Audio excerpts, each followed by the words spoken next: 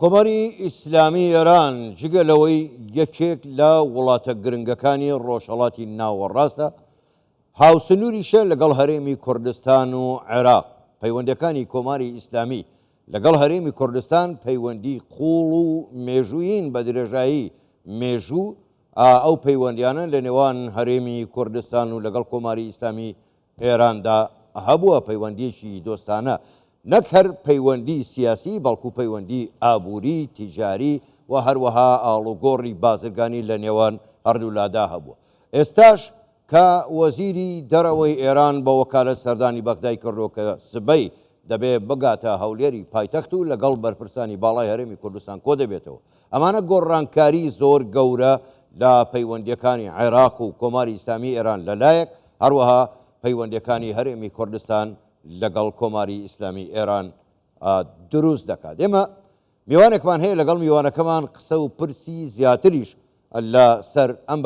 ئەم بابەتە دەکەین. میوانەکەمان زۆر بەڕێز دکتۆر پەرویز ڕەحیم، شارەزای سیاسەتی نێودەوڵەتی کە ڕاستە و خۆ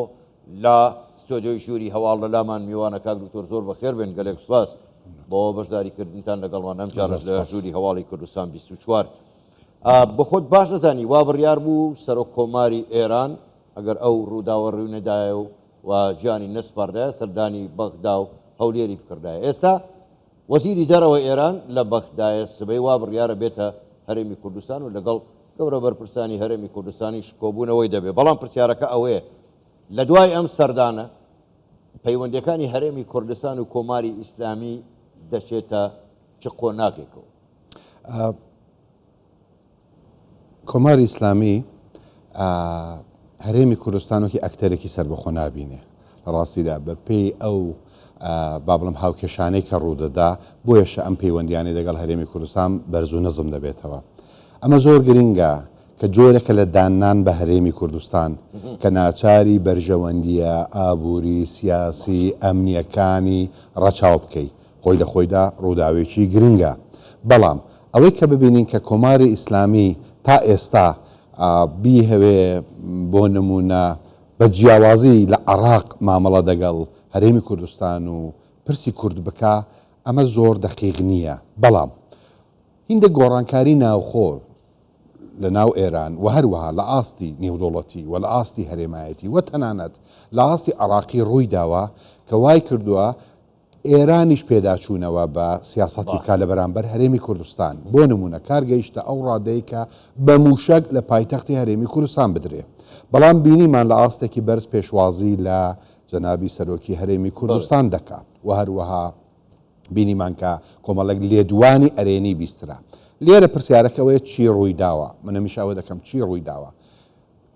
کۆماری ئیسلامی سەرڕای سیستەمەکەی لە ئاسی نێودوڵەتیدا زۆر با بڵێن ئەوەیە زۆر بە واقعی هاوکێشەکان دەبینێ. لەوبەری دروشمی نەمان بۆ ئەمریکا ئەوە دەکا بەرز دەکاتەوە، لەو کاتە دەگەڵی دانیشتن دەکا و ئەمە دەرفەتە بۆ هەرێمی کوردستان. دێمە سەرەوە زۆر باشە کاک دکتۆر، ئێمە بە زۆر نەچینە سەر پەیوەندی نێودەوڵەتیەکان، ئەوە پەیوەندیان بە خودی ئێران خۆیەوە هەیە. بەڵام ئەگەر لەبیرمان بێ هەفتەی ڕابردوو سێ پارێزگای ڕۆژهەڵاتی کوردستان کە هاوسنووری باشووری کوردستانە سەردانی هەولێریان کردبوو، ئەوان دەڵێن پەیوەندیەکانمان لەگەڵ هەرێمی کوردستان ئێستا لە سەردەمی زێڕینی خۆیدایە و ئێستاش وەزیری دەرەوەی ئێران بە وەکالەت سەردانی هەرێمی کوردستان دەکات. خوێندنەوەتان بۆ ئەم قسانە چیە و بۆ ئەم سەردانە؟ دەزانی بۆ شایەک دروست بووە لە کۆماری ئیسلامی بە نەمانی با بڵێم سەرۆک کۆمار و وەزیری دەرەوە. ڕاستە لە هەڕەمی دەسەڵاتدا پلەی یەکەم بۆ ڕێبەری باڵایە بۆ ئایەتوڵڵا خامنەییە، بەڵام ئەوانیش ڕۆڵیان هەیە و ڕۆڵ دەبینن. بەڵام لە ناوچەکەدا لە بیرمان نەچێ ئەوە پارێزگار و ئەو وەزیری دەرەوە نین کە بڕیار دەدەن، ئەوە ڕێبەری باڵایە کە خوێندنەوە دەکات. بۆیە من ببوورە دەگەڵەوەی هاوڕانیم کە نەچینە ئاسی نێودوڵەتی بە پێچەوانەوە دەرکەوتۆ کاتێک کە گوشارە نێودوڵەتیەکان بەرز دەبێتەوە. ئێستا بۆ نمونە سیاسەتی ڕئیسی دیارە لە ژێر ڕێنمایی باڵای کۆمەڵێک دامەزراوەی باڵاتر کە لە ژێر با بڵێ کۆنتترۆلی ڕێبەری باڵای کۆماری ئیسلامی کار دەکەن ئەوە بوو کە ڕوانگەی بەرەو شەرق ئەوەی کە ئەوان پێی دەڵێن نیگاه بە شەرق و ئەوەی کە لەگەڵ دراوسەکانی بێ باش. بۆی کە بتوانێت ئەم ئابلۆقە و گوشارانە بشکێنێ و لە پێگەیەکی بەرزتر بچێتەوە هاوکێشەکانی نێودوڵەتی و هەرێمایەتی بە تایبەت کە پاش ڕووداوەکەی 2023 هەفتی ئۆکتۆبر ڕوویداوە لێرە پێویستی ئابوووریەکان لەبیرمان نەچێکە ساڵی 2023 نزیکەی 9.2 میلیارد دلار قەبارەی ئاڵوگۆڕی بازرگانی عراق بەگشتی لەگەڵ ئێران بووە هەناردەی ببوورە ئێران بۆ عراق بووە بەڵام 13 دابەزیوە بەبەراوە لە ساڵی 2022 کە 10 زیاتر لە 10 میلیارد و قسوور بووە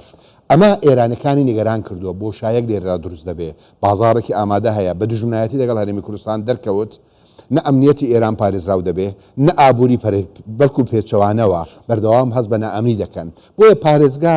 بەشێکە لەو سیاسەتە باڵاگشتیە چاکە زۆر باشە کاک دکتۆر پەرویست ینی بابێنێ سەر پەیوەندیەکانی ئێران لەگەڵ عێراق ئەگەرچی ئەوە پەیوەندی نێودەوڵەتیەکانە ئێستا وەکو وەزیری دەرەوە ئێرانیش بە وەکالەت ئەویش لە ئەمڕۆ لە دیداری لەگەڵ وەزیری دەرەوە عێراق ئاماژەی بەوە داوە ڕۆژهەڵاتی ناوەڕاست دەکوڵێت پێت وایە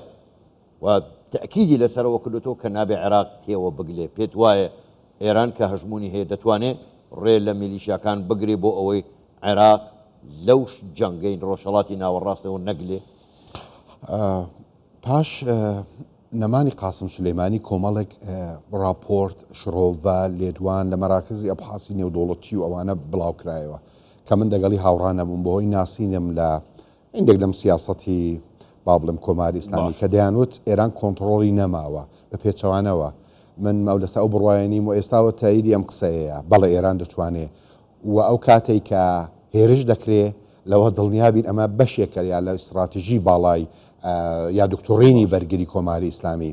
ئێران ئەمانە بەکاردێنێ بۆ ململانیانە هەیە کاتێک گوشار هەز بە مەترسی بکە ئاست یا کێروی ئەم پێکدادانە بەرز دەبێتەوە کاتێکی تر کە دەزانێت دەتوانێت بە پێگەیەکی بەهێزەوە بچێتە دانوستان و هاوکێ شارێمایەتەکان و لەگەڵ هەرێمی کوردستانی شەر بەم شێوەیە ئەو کاتە دەبینین ئەم گروپانە هێوربوونەوەیەک بە گروپانە دەبینین و چەندین ئەم بەرزی و نزمیەمان ئێمە بەردەوام بینیوە کۆماری ئیسلامی قازانج ناکە لەمە لەبەرچی یەکەم دەواازەی گرنگ بۆشکانی ئابلۆقان عراق و هەرێمی کوردستانە ئەمە یەکجار زۆر گرنگە بۆ ئێمە بۆ هەکی هەرێمی کوردستان کە بتوانین کەڵک لەم دەرفەتە وەربگرین چۆن ئەمە پرسیارە بەڕاستی چۆن زانی پەرپێدانی بوونەوە لەگەڵ کۆماری ئیسلامی بەڵێ کرانەوە بەرژەوەندی هاوبەش دروستکردن چۆن بەرژەوەندی هاوبەش ئێمە دەزانین لەژێر گوشارێکی بێوێنە و تااقەت پڕۆکێندایە کۆماری ئیسلامی و ئەگەر بەم گوشار و بە لاوازێەوە بەردەوام بێ لە دانوستان ئیمتیازی لێوەردەگیرێ ئێمە لە بیرمان نەچ هەر لەم چەند ڕۆژەدا ئاژانسی نێودوڵەتی وزەی ئەتۆمی بڕیارێکی دژی ئێران دەرکردووە ناوەندەکانی لێکۆڵینەوە بۆتە جێی کە پاش ئەوەی چی لێدەدا ئێستا بەر چالاک دەکرێت تا 18 ئۆکتۆبری ساڵی 2025 ئەگە ئەوە زۆر مەترسیدارە کە هەموو ئابلۆقەکان ئۆتۆماتیکیان ئەم سێ وڵاتی ئەوروپیا ئەماگە چالاک بکەن دەگەڕێتەوە کۆماری ئیسلامی نیگەران کردووە بەڵام ئەگەر دۆخی ئابووری بەم شێوەیە بەردەوام بێ کاریگەری لە دۆخە سیاسی و ئەمنیەکە لە ناوخۆی کۆماری ئیسلامی دەبێت کۆماری ئیسلامی